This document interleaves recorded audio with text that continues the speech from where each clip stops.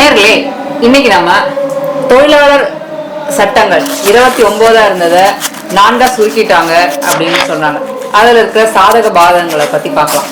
தொழிலாளர் சட்டங்கள் தொழில் முனைவோருக்கு நன்மை விளைவிப்பதாக உள்ளது என்று சொல்றாங்க. பார்க்கலாமா? தொழிற்சங்கங்கள்லாம் இது ரொம்ப எதிர்ப்பு தெரிவிக்கிறாங்க. ஆனால் அரசு இதில் நிறைய பெனிஃபிட்ஸ் தான் இருக்குன்னு சொல்றாங்க. ஃபார் எக்ஸாம்பிள் கிராஜுவேட்டியை 5 இயர்லேருந்து 1 இயராக மாற்றிட்டேன்னு சொல்கிறாங்க. அதை என்ன சொல்கிறீங்க? இல்லை, ஆக்சுவலி ஒரு தொழிலாளி ஒரு ஆலையில் பணிபுரியிறான்னு சொன்னால் 5 வருஷம் அவன் கம்ப்ளீட் பண்ணால் அவனுக்கு கிராஜுவேட்டி பணிக்குடை கொடுக்கணும் அப்படின்னு சொல்லி ஏற்கனவே இருக்க சட்டத்தில் இருக்குது. ஆனால் அதை 1 வருஷம் வேலை செஞ்சால் போதும் அப்படின்னு சொல்லி சொல்கிறாங்க. அப்போ அது வரவேற்கக்கூடிய ஒரு விஷயம் தானே, நல்ல விஷயம் தானே அப்படின்னு சொல்லிட்டு அரசாங்கம் அந்த விளம்பரத்தில் பேசப்படுது. விஷயம் என்னன்னா, அந்த காலத்தில், அதாவது பழைய சட்டத்தில், நான் அந்த காலம் சொல்கிற அளவுக்கு ஆயிடுச்சு. பழைய சட்டத்தில் 5 வருஷம் வேலை இருக்குன்ற நம்பிக்கையில் அவங்க சொன்னாங்களான்னு தெரியல. ஆனால் இப்போ 1 வருஷம் கூட இருக்காதுன்ற நம்பிக்கையில் இவங்க கொண்டு வந்த மாதிரி இருக்குது. ஏன்னா வேலை என்பது நிரந்தரம் என்ற பேச்சுக்கு இடம் இல்லைன்ற மாதிரி இதில் மாற்றிட்டாங்க. அதுக்கப்புறம் 1 வருஷம் வரைக்கும் தான் வச்சுக்கலாம், அதுக்கு மேலே தேவை வைக்க வேண்டிய அவசியம் இல்லை அப்படின்ற மாதிரியும் கொண்டு வந்துட்டாங்க.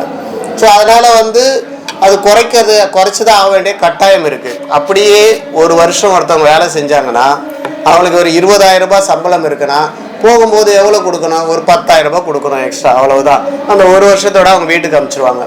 இது ஒன்றும் பெரிய சந்தோஷப்படக்கூடிய செய்தி ஒன்றும் கிடையாது. இப்போ ஸ்ட்ரிக்டா அப்பாயின்மெண்ட் லெட்டர் கொடுக்கணுன்ற மாதிரி ஒரு ரூல் கொண்டு வந்திருக்காங்கல்ல, அது கரெக்டா? இல்லை, ஆக்சுவலி அப்பாயின்மெண்ட் லெட்டருன்றது ஒரு காலத்தில் நம்மளாம் அப்பாயின்மெண்ட் கிடைச்சிச்சு அப்படின்னு சொன்னால் கன்ஃபார்ம் ஆகிட்டாங்கன்றதுக்கு தான் அப்பாயின்மெண்ட் லெட்டர். இவங்க சொல்கிற அப்பாயின்மெண்ட் லெட்டர் அப்படி கிடையாது. நான் உன்னை என்னவா வச்சுருக்கேன் அப்படின்றது தான் அதில் முக்கியமான விஷயம். இப்போ இந்த அப்பாயின்மெண்ட் லெட்ரு, இப்போ அப்ரெண்டிஸாக வேலை செய்கிறவங்களுக்கு ஒரு லெட்ரு கொடுப்பாங்க, அப்ரெண்டிஸ்னு. ட்ரெயினியாக வேலை செய்கிறவங்களுக்கு ஒரு லெட்ரு கொடுப்பாங்க, ப்ரொஃபஷனல் பீரியடுக்கு ஒரு லெட்ரு கொடுப்பாங்க, அப்புறம் கன்ஃபர்மேஷனுக்கு ஒரு லெட்ரு கொடுப்பாங்க. இந்த சிஸ்டம் ஏற்கனவே இருக்குது. ஆனால் இது ஒப்பந்த தொழிலாளர்களுக்கு இருக்கான்னு பார்த்தீங்கன்னா அதை பற்றியான எந்த விதமான தெளிவான விஷயமும் அதில் குறிப்பிடலை. அப்பாயின்மெண்ட் லெட்ரு கொடுக்கணும்னு சொல்கிறாங்க. இது அங்கே வேலை செய்யக்கூடிய அன்ஆர்கனைஸ் செக்டராக இருந்தால் அதுலலாம் இந்த விஷயமே அதில் குறிப்பிடவே இல்லைன்றது தான் முக்கியம். கரெக்டான 7ஆம் தேதிக்குள்ள சம்பளத்தை கொடுத்துடணும், டைம்லி பேமெண்ட்னு ஒரு ரூல் கொண்டு வந்திருக்காங்களே, அது கரெக்ட் தானே? இல்லை, இது கரெக்டுன்னு சொன்னால் கரெக்டு தான். ஆனால் விஷயம் என்னென்னா, பல 50 வருஷத்துக்கு மேலே இந்த ரூல்லாம் இங்கே இருந்துகிட்டு இருக்க விஷயம் தான், புதுசான ரூலே கிடையாது. 7ஆம் தேதி சம்பளம் கொடுக்கலன்னா 1 நாள் அல்லது மேக்சிமம் 3 நாள் வரைக்கும் தள்ளி போகலாம். அதுக்கு மேலே போயிடுச்சுன்னா தொழிலாளி அவனுடைய எதிர்ப்பை தெரிவிக்கலாம், அவன் கம்ப்ளைண்ட்டை செய்யலாம், அதுக்கப்புறம் அதை பெற முடியுன்றது தான் ஏற்கனவே இருக்கிறது. ஒன்றும் புதுசாக கொண்டு வந்த சட்டம் இல்லை. சரி, பேமெண்ட் பற்றி சொன்னீங்க. ஒர்க்கிங் ஹவர்ஸு, ஓவர் டைமு, இதிலெல்லாம் என்ன மாடிஃபிகேஷன் பண்ணியிருக்காங்க? ஸோ ஆக்சுவலி இன்னைக்கு இருக்கக்கூடிய இவங்க கணக்கு பிரகாரம் 50 கோடி தொழிலாளர்களில் ஒரு 3% 4% தொழிலாளி தான் ஒரு ஆர்கனைஸ்டு செக்டரில் மிகப்பெரிய நிறுவனங்களில் வேலை செய்கிறாங்க. ஏற்கனவே இருக்க சட்ட திட்டங்களில் இருக்கக்கூடிய உதவிகளை, உரிமைகளை அவங்க பெற்றுக்கிட்டு இருக்காங்க. ஆனால் மற்றவங்களுக்கெல்லாம் இது எதுவுமே பொருந்தாது. வேலை நேரம் சொல்லும்போது இவங்க என்னமோ புதுசாக சாதிச்சிட்ட மாதிரி சொல்கிறாங்க. ஏற்கனவே 8 மணி நேரத்துக்கு மேலே ஒருத்தரை வேலை வாங்கக்கூடாது. அதுதான் ஒரு வாரத்துக்கு 48 ஹவர்ஸு. அதுக்கு மேலே கண்டிப்பாக அவருக்கு ஓய்வு கொடுக்கணும் அப்படின்னு இருக்க சட்டம் இருக்கும்போது, இன்னைக்கு மிகப்பெரிய வேலை வாய்ப்பை வழங்கக்கூடிய இடம் எதுன்னு பார்த்தீங்கன்னா கம்ப்யூட்டர் ஃபீல்டு, ஐடி செக்டர். அந்த செக்டரில் அப்படியா இருக்குது. 12 மணி நேரம் 18 மணி நேரம் எல்லாம் வேலை செய்கிறாங்க. அப்போது அந்த சட்ட பாதுகாப்பு இருக்கிற இடத்துலையே அது கிடையாது. ஆனால் இப்போ இவங்க என்ன சொல்கிறாங்கன்னா, முதலாளி நினைச்சா அந்த வேலை நேரத்தை மாற்றிக்கலாம் அப்படின்னு சொல்கிறாங்க. இப்போ உதாரணத்துக்கு 8 மணி நேரம் தான் வேலை செய்யணுன்றதை அவர் 12 மணி நேரம் கூட வேலை வாங்கிக்கலாம் அப்படின்னு சொல்லி கொண்டு வராங்க. இதனுடைய நோக்கம் என்னன்னா, இந்த மிகை வேலை நேரம் அப்படின்னு ஒன்று தொழிலாளிகளுக்கு கொடுக்காமல், அது அப்படி கொடுக்கப்பட்டால் அவங்களுக்கு 8 மணி நேரம் வேலைக்கு மேலே செஞ்சாங்கன்னா அவங்களுக்கு டபுள் ஓவர் டைம் கொடுக்க வேண்டியிருக்கும். அதை அவாய்ட் பண்ணுறதுக்காக அவங்க இந்த மாதிரி வேலை நேரத்தை மாற்றியிருக்காங்க. அது மட்டும் இல்லை, இந்த 12 மணி நேரம் வேலை முறை என்பதை அவங்க உறுதிப்படுத்திடுறாங்க. 8 மணி நேரம் என்றதை மாற்றிட்டு இனிமேல் 12 மணி நேரம் 14 மணி நேரம் 15 மணி நேரம் எவ்வளோ வேணாலும் வேலை வாங்கிக்கலாம் என்ற மாதிரி முறையை கொண்டு வராங்க. அப்போ நம்ம ஆளுங்களுக்கு ஒரு சந்தேகம் வருது, இப்போ 12 மணி நேரம் வேலை செஞ்சால் அப்போ 48 மணி நேரம் 4 நாளில் முடிஞ்சிருமே, அப்போ மிச்சம் 3 நாள் வாரத்தில் லீவு கிடைக்குமே அப்படின்னு நினைக்கிறாங்க. லீவு கிடைக்கும், ஆனால் அப்போ அந்த இன்னொரு கொஸ்டின் வருது, வாரத்தில் மிச்சம் 2-3 நாட்களை வந்து அந்த வேலையை யார் செய்வாங்கன்னு சொல்லி. இப்போ இந்த நிரந்தர தொழிலாளர்கள் செய்யக்கூடிய இந்த வேலைகளை ஒப்பந்த தொழிலாளர்களை பயன்படுத்திக்கலாம் அப்படின்னு சொல்கிறது தான் இந்த சட்டத்தினுடைய சரத்தில் இருக்குது. யாரை வேணாலும் பயன்படுத்தலாம். ஒரு நிரந்தர தொழில் என்று செய்யக்கூடிய வேலையில் மாற்று வந்து அதே போல ஒரு நிரந்தர தொழிலாளி தான் பயன்படுத்தணும் என்பது இருந்தது. ஆனால் அதை மாற்றி அந்த இடத்துல ஒப்பந்த தொழிலாளர்களை கொண்டு வரலாம் என்பதை இவங்க கொண்டு வந்துடுறாங்க. அப்போ ஆட்டோமேட்டிக்காக அந்த ஓவர் டைம் செஞ்சால் உங்களுக்கு டபுள்னு சொல்லுவாங்க, ஆனால் ஓவர் டைம் செய்வதற்கான வாய்ப்பே கொடுக்க மாட்டாங்க. லீவ் ரூல்ஸ்லாம் நிறைய மாற்றங்கள்லாம் கொண்டு வந்திருக்காங்க இல்லையா, அதில் ஏதாவது பெனிஃபிட் இருக்கா அவங்களுக்கு? ஆமாம், இப்போது அரசாங்கம் வந்து ஏற்கனவே வந்து 240 நாள் இருந்தால் தான் ஒரு ஏர்ன் லீவ் எடுக்க முடியும் அப்படின்ற மற்ற லீவெல்லாம் அவங்களுக்கு வந்து அப்ளிகபிள், வருஷத்தில் வேலை செஞ்சுருக்கணுன்றதை வந்து 180 நாளாக வந்து மாற்றிட்டேன்னு சொல்கிறாங்க. அப்போ நீங்கள் கணக்கு போட்டு பார்த்தீங்கன்னா தெரியும் ஏன் இந்த மாதிரி கொண்டு வராங்கன்னா, அவங்க வந்து 12 மணி நேரம் வேலையை வந்து வருஷத்துக்கு வந்து வாரத்துக்கு 4 நாள் கணக்கு போட்டு பார்த்தீங்கன்னா அது 180 வந்துடும். அப்போ அவங்களுடைய ஐடியா என்னன்னா, உண்மையான நோக்கம் என்ன இருக்குன்னா, நிரந்தர தொழிலாளியாக வச்சுக்க கூடாது, அவங்கள வந்து டெம்பரரியாக வச்சு 1 வருஷம் கழிச்சு அமிச்சிடணுன்றது தான் அவங்களுடைய நோக்கம். அதனால தான் இந்த ரூலையும் அவங்க வந்து குறைச்சிருக்காங்க. பெண்களும் நைட் ஷிஃப்ட் செய்யலாம் அந்த மாதிரி கூட என்னமோ சொல்லி கேள்விப்பட்டேன், அது என்னது? ஆக்சுவலி இன்னைக்கு இருக்க நம்ம சொசைட்டியில் பெண்களுக்கு வேலை செய்யக்கூடிய இடத்துல பகலில் கூட மிகப்பெரிய அளவில் பாதுகாப்பு எல்லாம் இருக்கா, இல்லை அவங்க வந்து குழந்தைங்களை அங்கே பராமரிக்கிறதுக்கான வசதிகள் இருக்கா, அவங்களுக்கு வந்து மாதவிடாய் சமயத்தில் அவங்களுக்கு தேவையான லீவு இருக்கா, இன்னும் மகப்பேறு காலத்தில் வந்து எந்த அளவுக்கு அவங்களுக்கு வந்து லீவு கிடைக்குது, இப்படியெல்லாம் நிறைய கேள்விகள் இருக்குது. சமூகத்தில் இன்னைக்கு இருக்க சமுதாயத்தில் ஒரு பெண் நைட் டியூட்டி போகிறது என்பது அவ்வளவு பாதுகாப்பானதாக இல்லை அப்படின்னு சொல்லி தான் தொழிற்சங்க இயக்கங்கள்லாம் வந்து அவங்கள கம்பல் பண்ணக்கூடாது அப்படின்னு சொல்லிட்டு நைட் ஷிஃப்ட் போடக்கூடாது அப்படின்னு சொல்லி போராடிக்கிட்டு இருக்காங்க. இப்போ இந்த அரசாங்கம் என்ன சொல்லுதுன்னா, இல்லை அவங்களுக்கு வந்து அந்த உரிமையை கொடுக்குறோம், நைட் ஷிஃப்ட் செய்யறதுக்கான உரிமையை கொடுக்குறோம், அவங்க வரலாம், ஆனால் அவங்களுடைய அனுமதியோட தான் அதை வந்து அவங்க அனுமதிக்கணும் அப்படின்னு சொல்லியிருக்காங்க. இதில் விஷயம் என்னன்னா, இப்போ நைட் ஷிஃப்ட் பெண்கள் எங்கேயும் செய்யாமல் இருக்காங்களான்னு பார்த்தீங்கன்னா, கம்பல்சரி அவங்கள போடக்கூடாதுன்னு சொல்லும் போதே வந்து இப்போவும் செஞ்சுக்கிட்டு தான் இருக்காங்க. நிறைய பிபிஓ சென்டர்லாம் பார்த்துருப்பீங்க, காரில் வந்து பிக்கப் பண்ணிட்டு போகிறது, அதே மாதிரி ட்ராப் பண்ணுறது, மிட் நைட்டில் கொண்டு வந்து விடுறது அப்படின்னு சொல்லி நிறைய துப்புரவு தொழிலாளர்கள்லாம் பார்த்தீங்கன்னா நைட்டில் வேலை செய்கிறாங்க, நிறைய ஹாஸ்பிட்டல்ஸில் வேலை செய்கிறாங்க. இப்படி நிறைய இடங்களில் பெண்கள் வேலை செய்கிறாங்கன்னு பார்த்தீங்கன்னா ஆல்ரெடி வேலை செஞ்சுட்டு தான் இருக்காங்க. ஆனால் அது வந்து அவங்களுடைய அனுமதியோடு தான் அதை வந்து கொடுக்கணும், நாங்கள் அந்த மாதிரி பேசியிருக்கோம் அப்படின்னு சொல்கிறது வந்து எப்படி இருக்கும்னா, வேலை கொடுக்கக்கூடிய அந்த முதலாளி பெண்களை வந்து நல்ல வேலை வாங்கலாம், அவங்க வந்து குடும்பத்திலேருந்து கஷ்டப்பட்டு வர்றதுனால வேலை ஏதாவது கிடைச்சான்னு வருவாங்க, அவங்க வந்து நல்லா வேலை செய்வாங்க, அவங்கள பயன்படுத்திக்கலான்னு சொல்லி நைட் ஷிஃப்ட்லேயும் அவங்க போடுறாங்க. அப்படி போடும்போது எந்த ஒரு பெண்ணும் எனக்கு நைட்டு வேணும் நான் செய்கிறேன்னு சொல்லி கேட்கவே மாட்டாங்க. கண்டிப்பாக அவங்க குடும்பத்தோடு இருக்கணும்னு தான் நினைப்பாங்க. ஆனால் முதலாளிகள் நீங்கள் விருப்பம் இருந்தால் வாங்கம்மா அப்படின்னு சொல்ல மாட்டாங்க, கண்டிப்பாக வரணும்னு சொல்லுவாங்க. வரலன்னா இந்த சட்ட பிரகாரம் அவங்கள வேலையை விட்டு நீக்கினா கூட யாரும் எதுவும் கேள்வி கேட்க முடியாது. அப்போ ஆட்டோமேட்டிக்காக அவங்களே எழுதி வாங்கிப்பாங்க, நானே கேட்ட மாதிரி நைட்டு எனக்கு வேணும்னு கேட்ட மாதிரி கேட்டு அந்த வேலையை கொடுப்பாங்க. அதுதான் உண்மையிலேயே அங்கே நடக்கும். எல்லாமே நெகட்டிவாக சொல்லிட்டு இருக்கீங்க. சரி, okay, health checkup yearly once கொடுக்குறேன்னு சொல்லி ஒரு ஆப்ஷன் இருக்குது இதில், அதை பற்றி என்ன சொல்கிறீங்க? ஆக்சுவலி எல்லா தொழிலாளர்களுக்கும் மருத்துவ உதவி வந்து கண்டிப்பாக கொடுக்கணும். அது மிகப்பெரிய கம்பெனியில் வேலை செய்கிறவங்களுக்கு, சில அரசு ஊழியர்களுக்கு, இவங்களுக்கெல்லாம் வந்து ஹெல்த் இன்சூரன்ஸ் இப்படியெல்லாம் கொடுத்து பெரிய ஹாஸ்பிட்டல்ஸ்லாம் ட்ரீட்மெண்ட் எடுக்க முடியும் அப்படின்ற மாதிரி ஒரு செட்டப் இப்போ இருக்குது. இப்போ இந்த தொழிலாளர்களுக்கு இயர்லி ஒன்ஸ் வந்து 40 வயசுக்கு மேலே அவங்க வந்து உடல் முழு பரிசோதனை செஞ்சுக்கலாம் அப்படின்னு சொல்கிறாங்க. இப்போ விஷயம் என்னென்னா, நீ வந்து தொழிலாளின்ற அந்தஸ்தே காலி பண்ணிடுற, அந்த தொழிலாளின்ற அந்தஸ்துக்குள்ளே வந்தால் தான் இது எலிஜிபிள். ஒன்று. ரெண்டாவது, அப்படியே வந்தாலும் அவங்களுக்கு நீ இந்த செக்கப் பண்ண பிறகு ட்ரீட்மெண்ட்டு யார் கொடுப்பா? இஎஸ்ஐ வசதிகளை வந்து அந்த ஸ்லாபையே மாற்றிட்டாங்க. எல்லாருக்குமே கிடைக்காதுன்ற மாதிரி லெவலுக்கு கொண்டு வந்துட்டு நிறைய இடங்கள்ல உங்களுக்கு வந்து ட்ரீட்மெண்ட் வந்து இஎஸ்ஐயில் போய் எடுக்க முடியாமல் அவங்க தனியாக இன்சூரன்ஸ் போடக்கூடிய நிலைமைக்கு இண்டிவிஜுவலாக அவங்களே போடுற மாதிரி நிலைமைக்கு போயிட்டாங்க. அப்போ இந்த இயர்லி ஒன்ஸ் செக் பண்ணுறதுனால அதுலேருந்து ஃபைண்ட் அவுட் பண்ணக்கூடிய விஷயத்த எங்கே போய் ட்ரீட்மெண்ட் எடுப்பாங்க, அதுக்கான பணத்தை யார் கொடுப்பா, அதுக்காக எந்த வசதியை பற்றியும் அதை பற்றி எந்த விவரமும் இதில் சொல்லப்படலை. இப்போ நீங்கள் சொல்லும் போது சொன்னீங்க தொழிலாளின்ற வரைமுறைக்குள்ளேயே வராதவங்க என்ன பண்ணுவாங்கன்னு. அது என்னது தொழிலாளின்ற வரைமுறைனா என்ன? அதுக்கு என்ன வரைமுறை இருக்குது? அதில் ஏதாவது ஆல்ட்ரேஷன் ஏதாவது பண்ணியிருக்காங்களா? இல்லை, அதாவது நிறைய சலுகைகள் வந்து பேசப்படலாம்.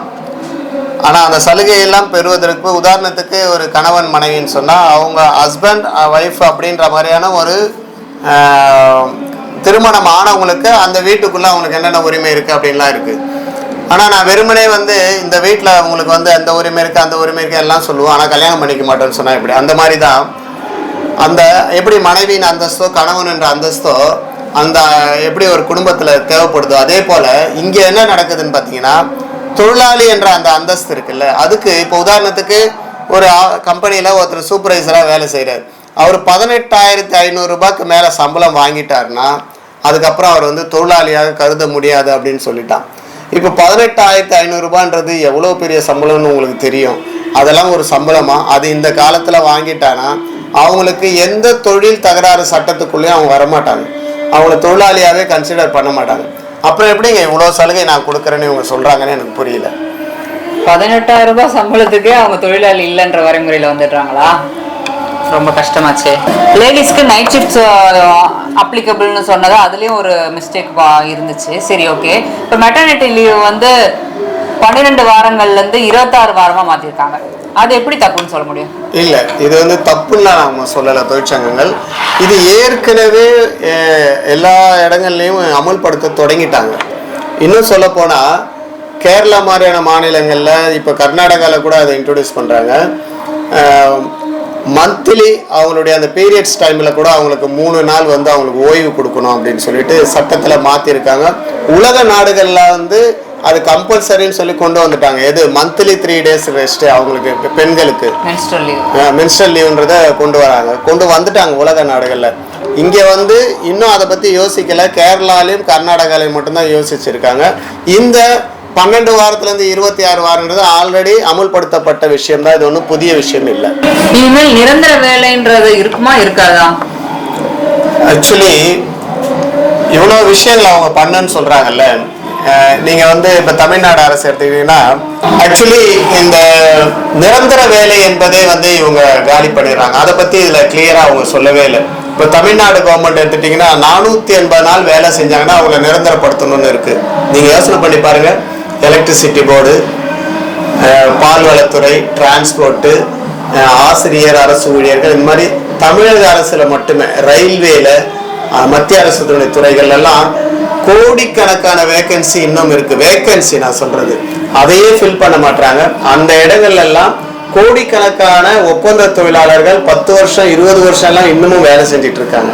ஆனா அவங்களே இது வரைக்கும் கன்ஃபார்ம் பண்ணல. ஆனா சட்டத்துல இப்ப இருக்கு அவங்கள வந்து கன்ஃபார்ம் பண்ணணும் அப்படின்னு சொல்லி. ஆனா அப்படி இருக்கும் போதே அவங்க கன்ஃபார்ம் பண்ணல. இப்ப இவங்க என்ன கொண்டு வராங்கன்னா யாருமே வந்து நிரந்தர தொழிலாளி கிடையாது. இன் ஃபியூச்சர்ல அவங்க எல்லாருமே வந்து ஹையர் அண்ட் ஃபயர் தான். முதலாளி தேவையான வேலைக்கு வச்சுக்கலாம், இல்லைன்னா வீட்டுக்கு அனுப்பிச்சிடலாம். இப்போ ஏற்கனவே நான் சொன்ன மாதிரி ஒரு கிராஜுவிட்டி கொடுக்கறது என்பது 1 வருஷத்துக்கு செஞ்சாலே கிராஜுவிட்டி அப்படின்னு சொல்றது. இப்போ 365 பதில் 364 நாளே வேலை செஞ்சாலும் கூட அவங்களுக்கு அது எலிஜிபிள் இல்லை.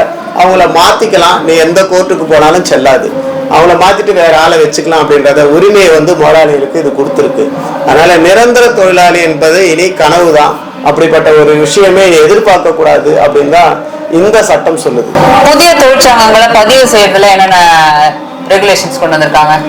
இப்போ இவங்க சொல்லியிருக்க தொழிலாளர் நல சட்டங்கள் தானே இதெல்லாம் சொல்றாங்க. தொழிலாளர் நலன்கள் வந்து சப்போஸ் நலன்கள் இல்லை, எவ்வளவு நல்ல சட்டமாக இருந்தாலும் அதை அமுல்படுத்தலைன்னா இதை யார் கேள்வி கேட்பான்? அங்க இருக்க தொழிற்சங்கங்கள் மூலயமா தான் தொழிலாளிகள் தங்களுடைய குறைகளை உரிமைகளை கேள்வி கேட்பாங்க. ஆனா அந்த தொழிற்சங்கங்களை ஃபார்ம் பண்றதுக்கு எவ்வளவு பேர் இருந்தா மினிமம் அதை வந்து ஃபார்ம் பண்ணலாம் அப்படின்னு சொல்லி ஒரு உரிமை நமக்கு இருந்தது. அது போராடி பெறப்பட்ட ஒரு உரிமை.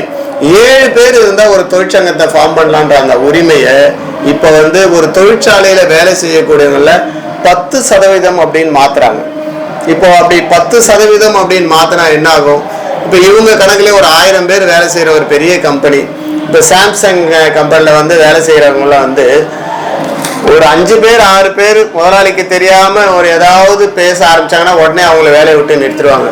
இப்போ 1000 பேர் வேலை செய்யற கம்பெனில 10% என்னாச்சு? 100 பேர் ஒன்று சேரணும். ஒன்று சேரவே முடியாது.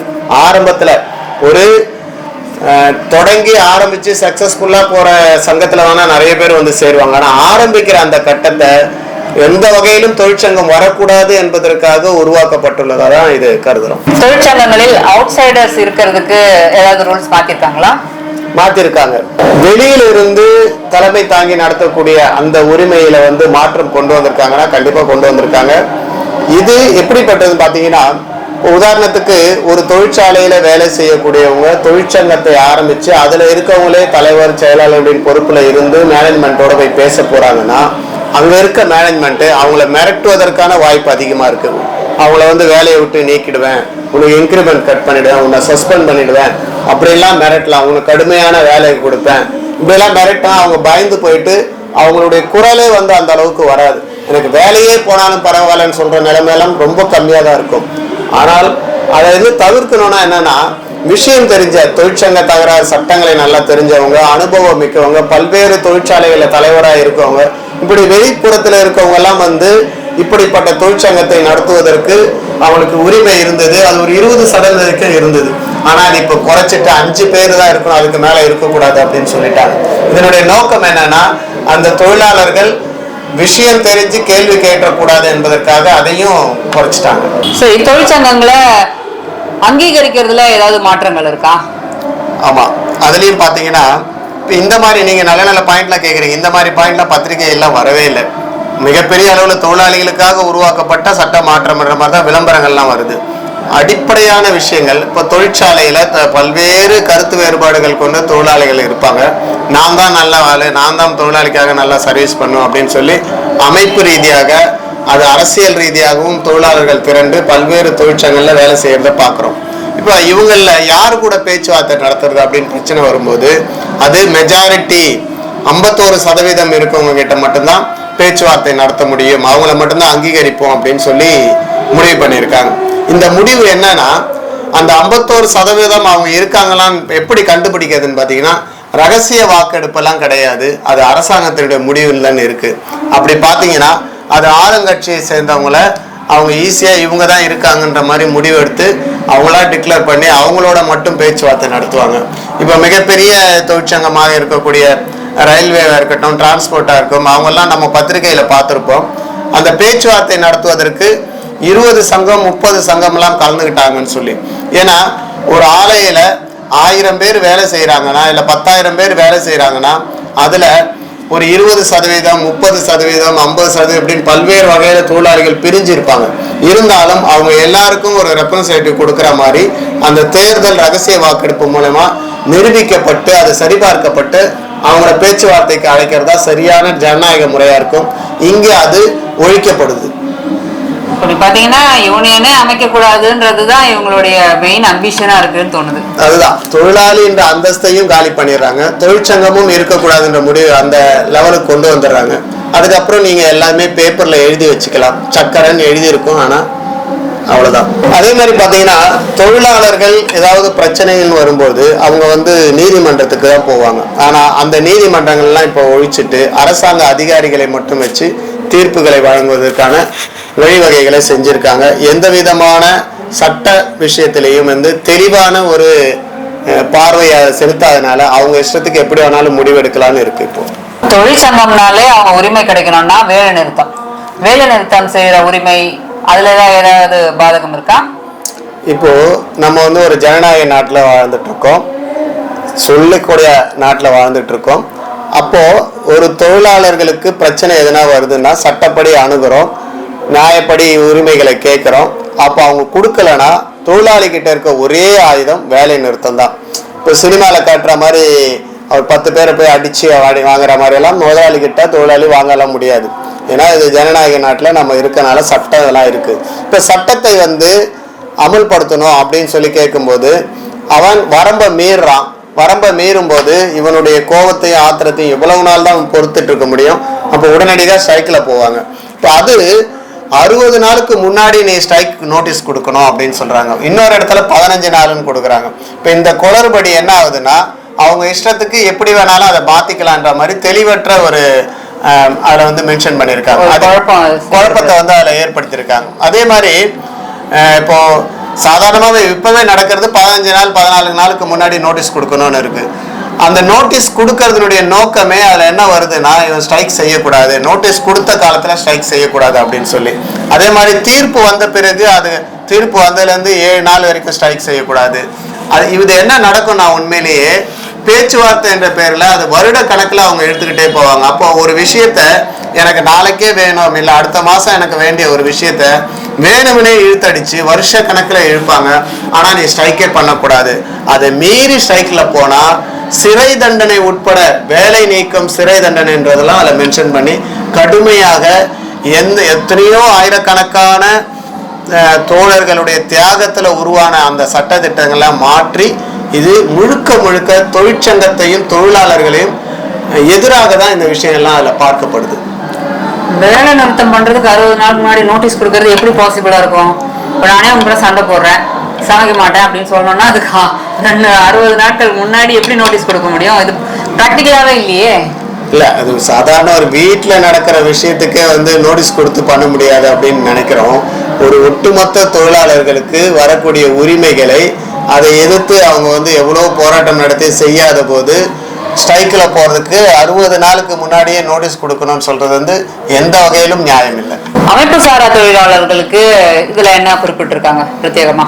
அமைப்பு சாரா தொழிலாளர்கள் பற்றி ஒன்றுமே சொல்லலை, அதுதான் உண்மை. அவங்களுக்கு இன்னைக்கு இருக்கக்கூடிய இப்போ உதாரணத்துக்கு கட்டிட தொழிலாளர்களுக்கு அதில் வரக்கூடிய எலக்ட்ரிஷியன், பிளம்பர், அப்புறம் வந்து வியாபாரிகள், அப்படி இப்படி நிறைய அமைப்பு சாரா தொழிலாளர்களை பற்றி அவங்களுடைய சமூக பாதுகாப்பு, வேலையில் உத்தரவாதமோ இல்லை வேற ஏதாவது பென்ஷனோ அதை பற்றியெல்லாம் கொடுக்கணும் செய்யணும் அப்படின்ற மாதிரியான எந்த விதமானதும் இதில் குறிப்பிடப்படலை.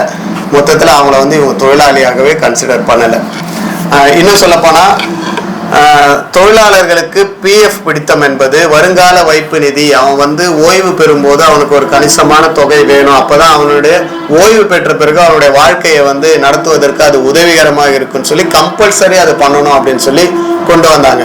அதில் 12% தொழிலாளியும் 12% முதலாளியும் போடுவாங்க அப்படின்ற மாதிரி ஈக்குவல் கான்ட்ரிபியூஷன் போன்ற மாதிரி சொன்னாங்க. இப்போ அதை 10% முதலாளி போட்டால் போதும் அப்படின்னு சொல்லி குறைக்கிறாங்க. இது எந்த வகையிலங்க தொழிலாளிக்கு நன்மை பயக்கும்? இதுல இன்னொரு விஷயம் என்னன்னா, இஎஸ்ஐ சட்டம் வந்து அதை கடைபிடிக்காத அதை மீற நிறுவனங்கள் மீது நிறைய இடங்கள்ல வந்து என்ன பண்ணுவாங்க, இஎஸ்ஐக்கான காசை வந்து பிடிப்பாங்க, ஆனா அதை கட்ட மாட்டாங்க, ப்ராப்பரா போய் கட்ட மாட்டாங்க, சில இடத்துல பிடிக்கவும் மாட்டாங்க. இப்போ அப்படி இருக்கக்கூடிய நேரத்துல அதை வந்து கண்டிக்கிற தண்டிக்கிற உரிமை வந்து அரசாங்கத்துக்கிட்ட சட்டத்திலேயே ஏற்கனவே இருந்தது. இப்போ என்ன சொல்றாங்கன்னா அது எல்லாத்தையுமே எடுத்துட்டாங்க. அவங்க வந்து கண்டிக்கவோ தண்டிக்கவோ முடியாத அளவுக்கு கொண்டு வந்திருக்காங்க.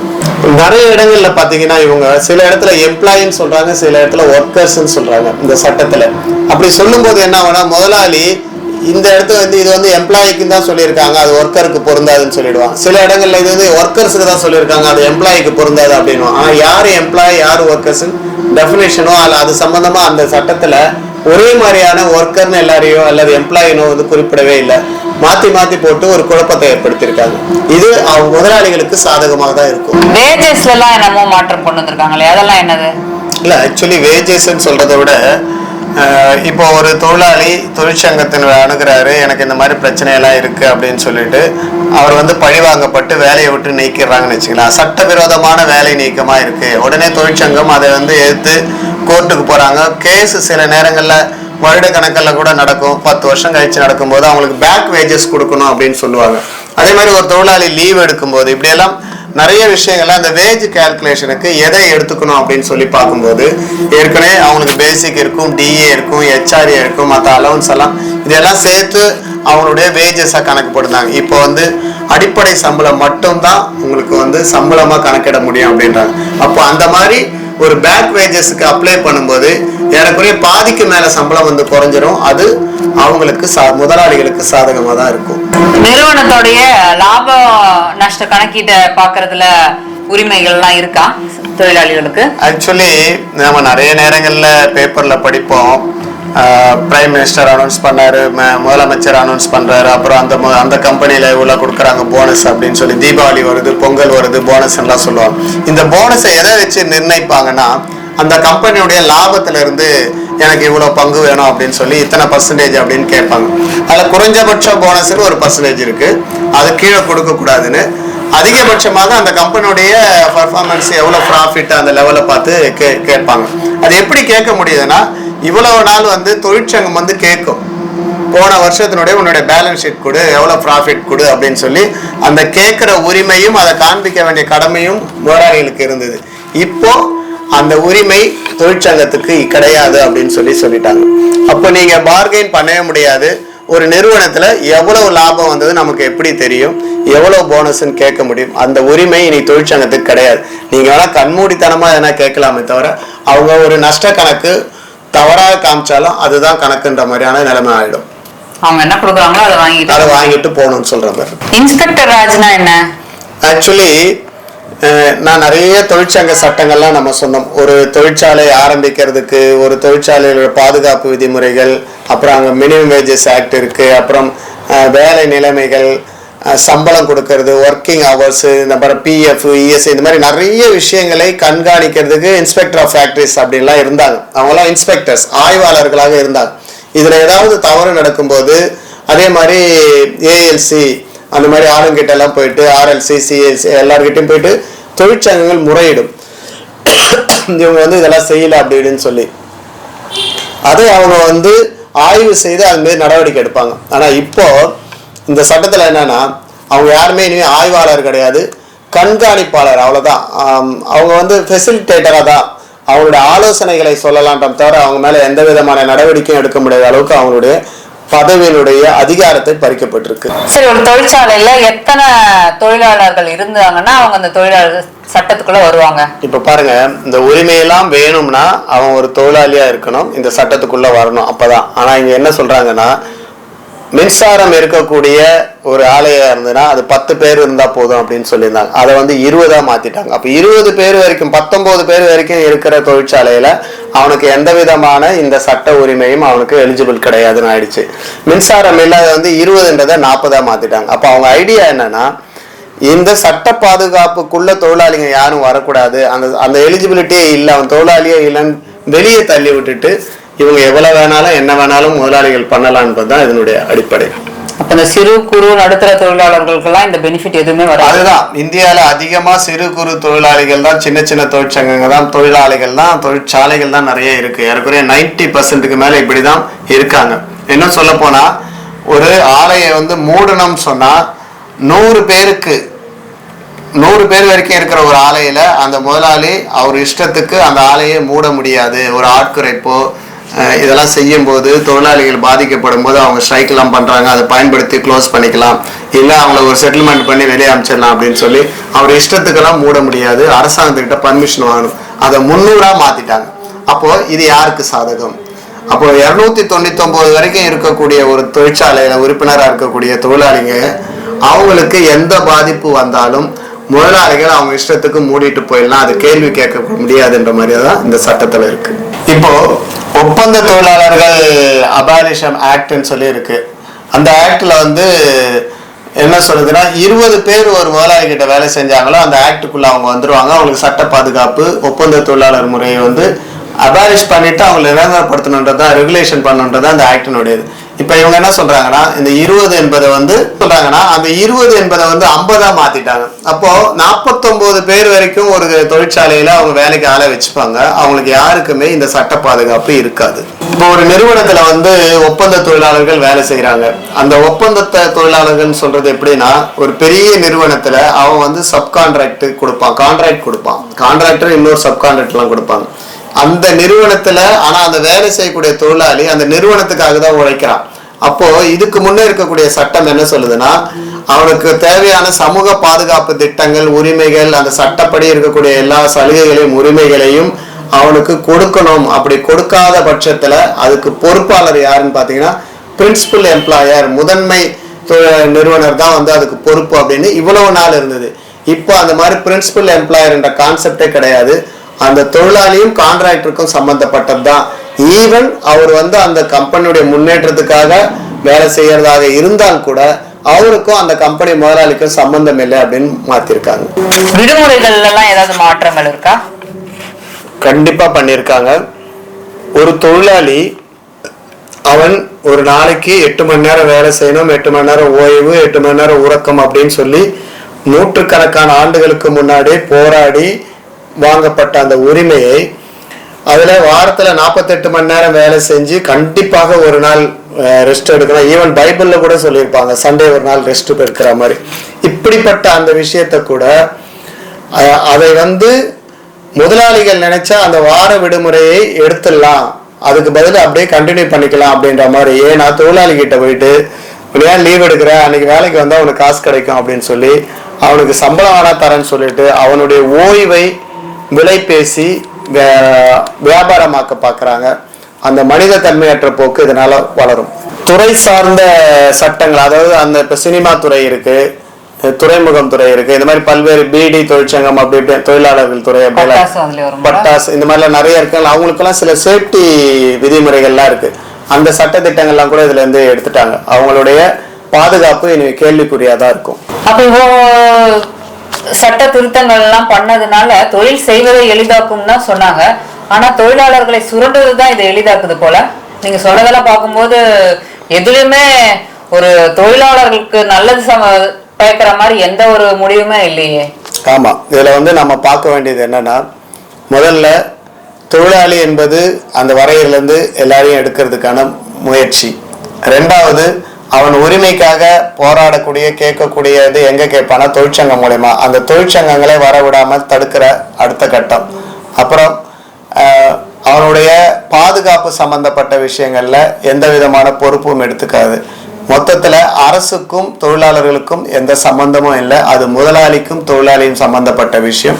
அவங்களுக்குள்ள பேசிக்கலாம், அது அவங்களுடைய விருப்பம் என்ற மாதிரி மொத்தமா தொழில் வளர்வதற்கு என்ற பெயர்ல தொழிலாளர்களை சுரண்டுவதற்கான மிகப்பெரிய ஆயுதமாக சுதந்திர இந்தியாவில் வந்திருக்கு. எப்பவுமே தொழிலாளர்கள் இயக்கங்கள், தொழிற்சங்கங்கள் முன்னேறிக்கிட்டு தான் போகும். இது நிச்சயமா பின்னேற மாட்டாங்க. அவங்க வெற்றி பெறுவாங்க. வெற்றி பெற எங்களுடைய வாழ்த்து.